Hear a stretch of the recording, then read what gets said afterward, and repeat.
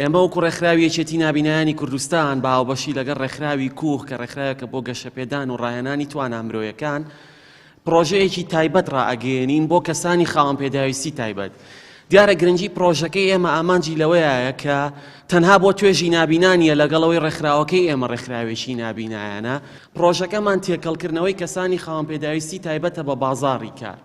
یعنی ئێمە لەم پرۆژەیە ئامانجمان ئەوەیە کەسانی خاوەن پێداویستی تایبەت خۆیان کار بکەن، خۆیان کار بەڕێوە بەرن، خۆیان بزنس بکەن، خۆیان دابمەزرێن. ئەمەش لە دوو ڕێگەوە ئەبێ.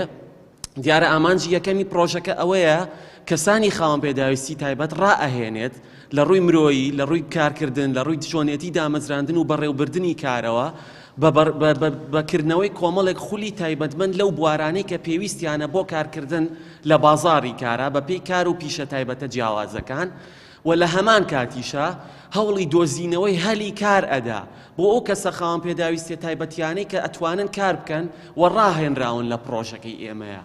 دیارە ئەم پرۆژەیە ئامانجێکی تایبەتی هەیە کە ئێوێ زیاتر لە 1500 کەسی خاوەن پێداویستی تایبەت سوودمەند بێت لە پرۆژەکە لە ماوەی 6 مانگە کە ئێمە ئامانج و هیوامان زیاترە لەسەرەوەی کە لە 6 مانگ زیاتر بێ و لە 1500 کەسیش زیاتر بێت چکە ئەمە ئیندیکەیتەرێکە ئێمە دامانناوە